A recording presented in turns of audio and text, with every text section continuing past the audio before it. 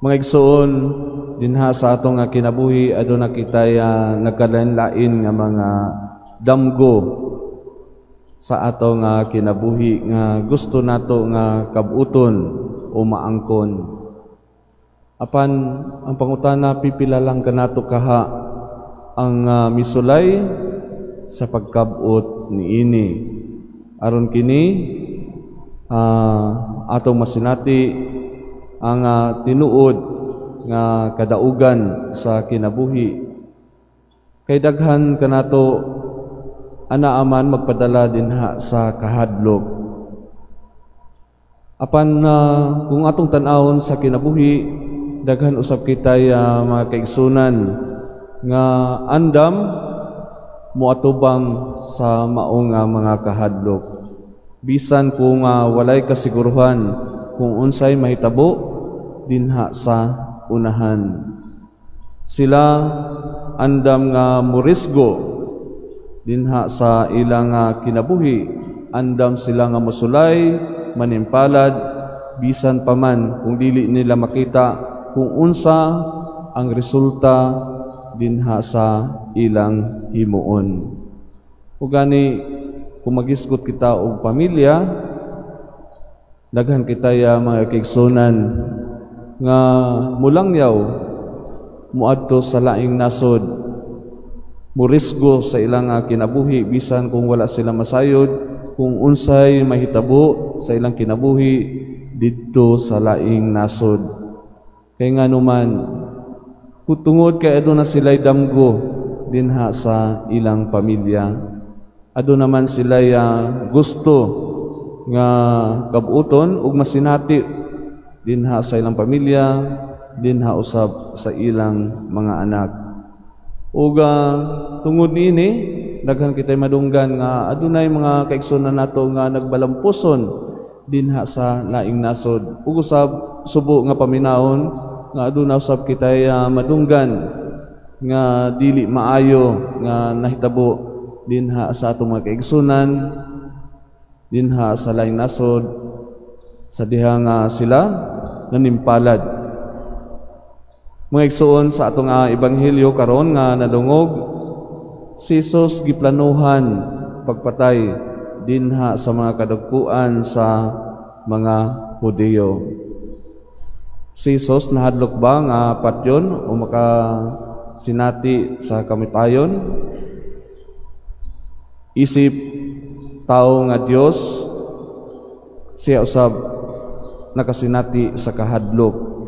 Nahadlok siya nga patyon ug mao gani nga bisan tuod kung anaa ang kahadlok kay lagi kining pangilin sa mga payag kining Feast of Tabernacles, mao man ang usa sa mga dagko nga kapistahan dinha sa mga Hudiyo. Kini sagrado man bisan tuod kung anaa ang kahadlok nga iyang nasinati, apan wala kini nagpapugong kaniya sa pagtambong.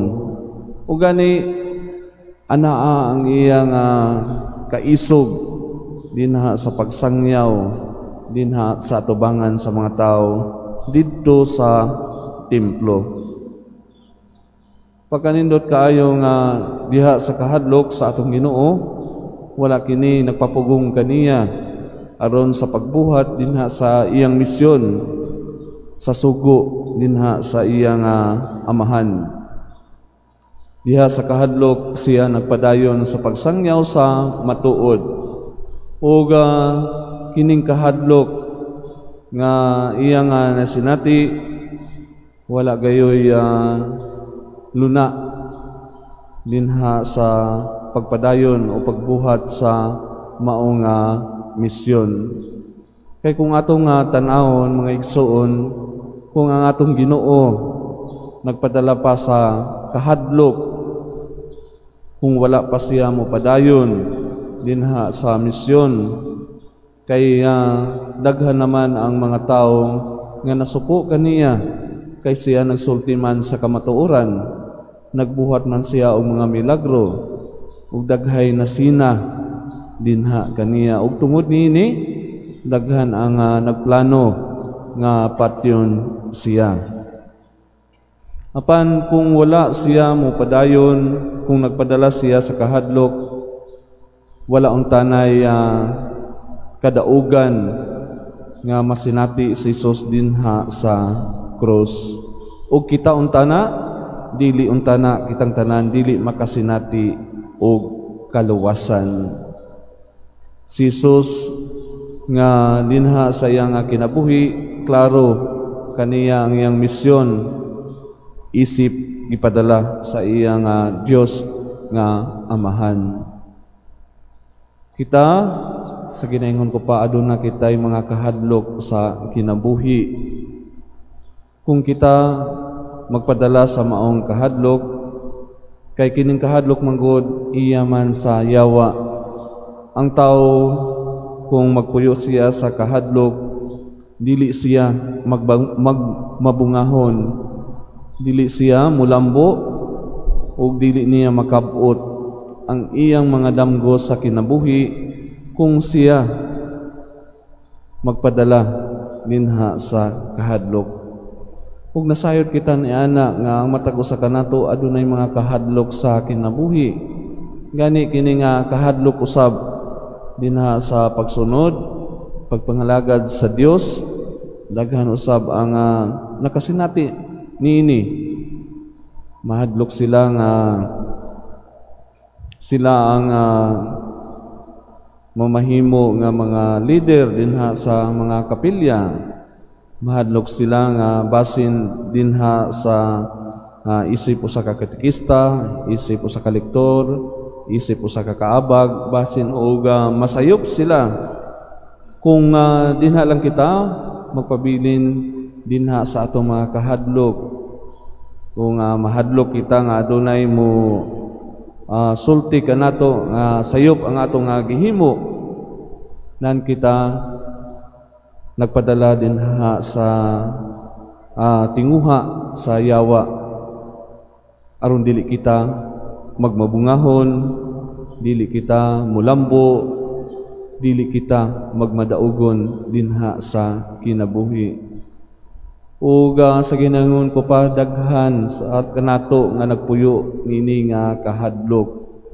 Mga igsoon dinha sa gipakita sa atong Ginoo, dinha sa pagpadayon sa misyon nga iya nga gihimo bisan pa man sa plano sa mga tao diha sa pagpatay kaniya, kini untana ang makapadasig kanato dinha sa pagsunod sa atong Ginoo. Kaya kadaghanan magud nato kita moingon nga sumusunod kita, mga Katoliko kita, apan taman lamang kita dinha sa ngalan, wala ubani sa buhat. Ug kini ang untana magpadasig kanato dinha sa pagbuhat sa angayan, mubuhat subay sa kamatuoran sama sa gihimo sa atong Ginoo.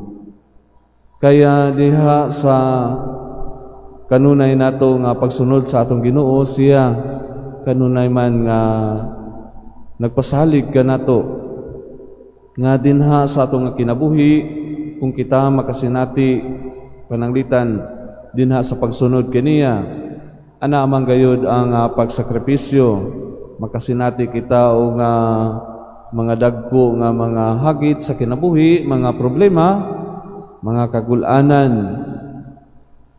Kaya diha sa pagsunod kaniya, wala man siya nagpasalig nga walay problema nga atong masinati. Hinunua daghang mga sakripisyo, daghang mga hagit sa kinabuhi ang atong masinati. Apan siya nagpasalig usab kanato nga aduna gayoy kinabuhi nga walay katapusan. Human sa kamatayon, kita makasinati sa tinuod nga kinabuhi kauban ang Dios. Kini untana ang makapadasig kanato, ilabi na karon panahon sa Kwaresma, nga mupadayon kita sa pagbuhat sa atong misyon, isip mga sumusunod ni Kristo. Panahon man karon sa pagpuasa, panahon man sa pagampo, panahon man sa pagbuhat o pagtabang sa atong mga kaigsunan dinha sa ilang panginahanglan o pagtabang kanila dinha sa ilang panginahanglan, pagtabang kanila dinha sa ilang kalisod nga kita usab mo paambit sa atong mga grasya. Kini untana makahatag kanato og kadasig dinha sa pagbuhat niini. Mga igsoon dinha sa pagsunod sa atong Ginoo, kung aduna kitay mga kahadlok sa kinabuhi, atong pangayoon ang grasya sa Dios. Kaya pinaagi sa iyang grasya nasayod kita nga kita andam nga tabangan dinha sa atong Ginoo. Aron kita mamahimo nga mabungahon, mamahimo nga produktibo, mamahimo nga angayan nga mga sumusunod sa atong Ginoong Hesukristo.